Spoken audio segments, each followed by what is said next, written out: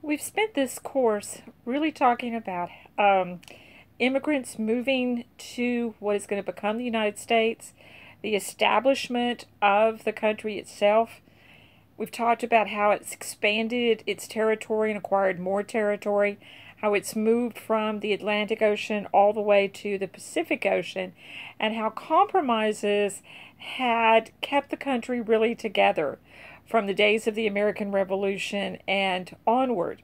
We're now to the decade of the 1850s when all of that hard work is going to fall apart.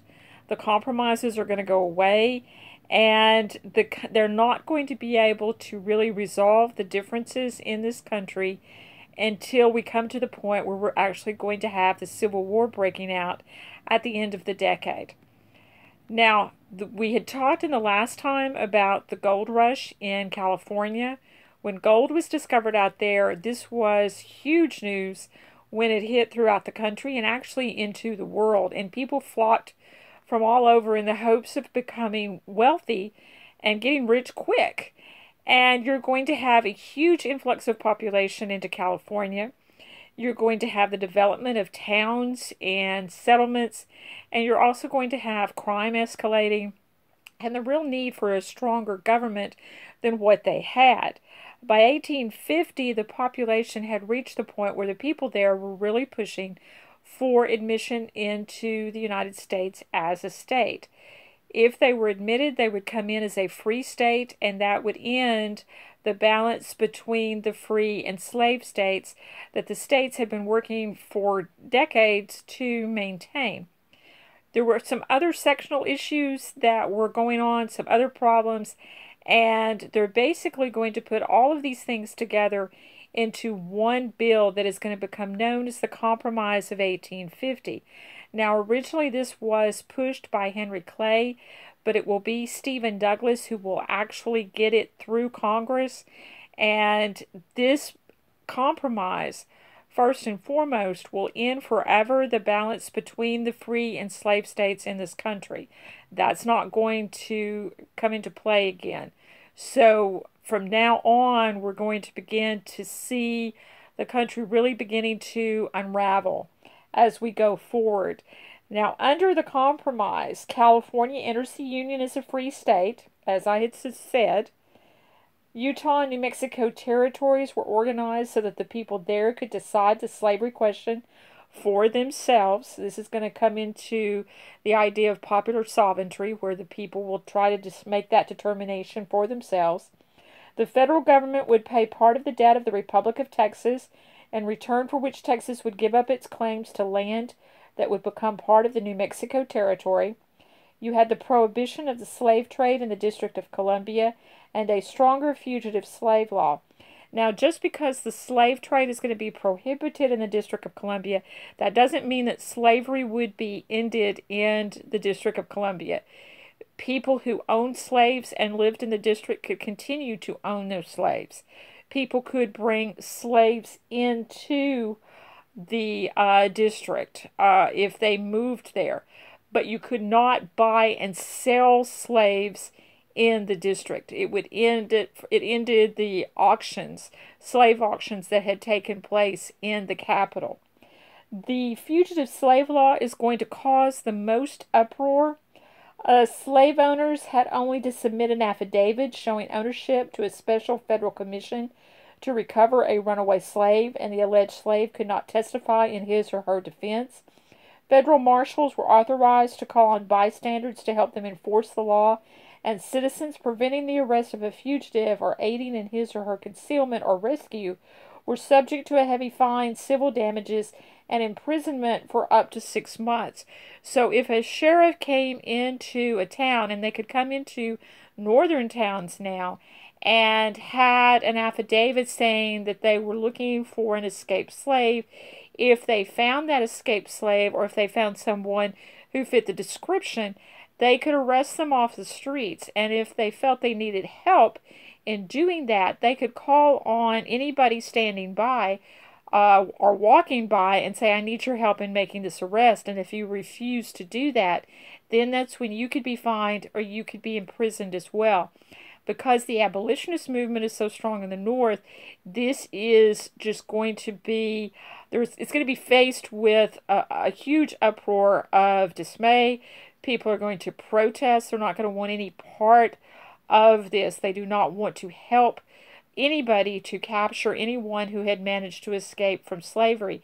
You also had a fear, if you were a freed slave, if you were a freedman, that you could be walking down the street and you could be snatched up by one of these officers coming from the South looking for an escaped slave. Even if you had your papers on you, they might or might not accept them, and you really wouldn't have a lot of recourse. So you could be snatched.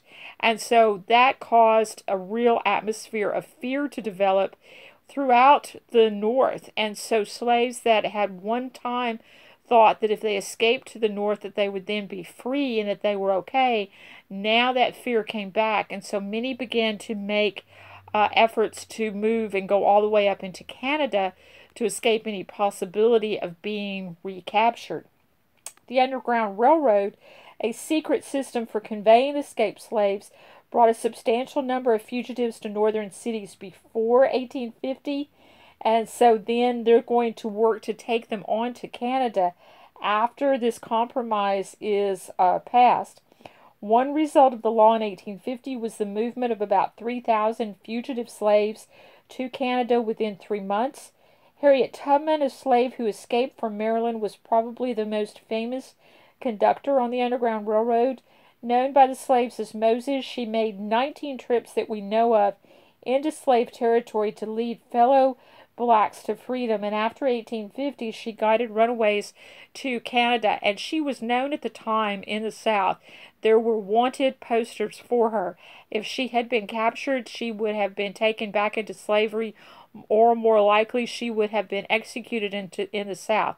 She was a very brave, very heroic woman to do this. Northern anti-slavery feeling was further aroused by the publication in 1852 of Uncle Tom's Cabin, written by Harriet Beecher Stowe. Working as a teacher in Cincinnati, Ohio, Stowe came into contact with many blacks who had escaped across the Ohio River from slavery in the South. She also witnessed slavery firsthand while visiting Kentucky. Uncle Tom's Cabin caused shockwaves through the North and South. In the North, Stowe's work sold an astounding 300,000 copies. In sales, it was second only to the Bible. Southerners were really dismayed and outraged at the way it made them look. And so throughout the South, the book is going to be banned. In 1854, Stephen Douglas proposed the territorial organization of the land west of the Missouri and Iowa, namely Kansas and Nebraska. He did that because he wanted a railroad built to the Pacific. He also owned stock in this proposed railroad, so it was kind of a selfish reason why he was proposing this. In order to accomplish those goals, he proposed that the people of those territories be allowed to determine the slavery question for themselves according to the principle of popular sovereignty. Now, this was a theory that had originally been formulated by a man named Lewis Cass. Despite controversy, the Kansas-Nebraska Act passed in 1854. Now, in Kansas, a race developed between free sale proponents and pro-slavery Southerners to determine whether the territory would enter the Union as a free or slave state. Nebraska faced no such problem. It was apparent from the very beginning that it was going to come in as a free state. Kansas was another story.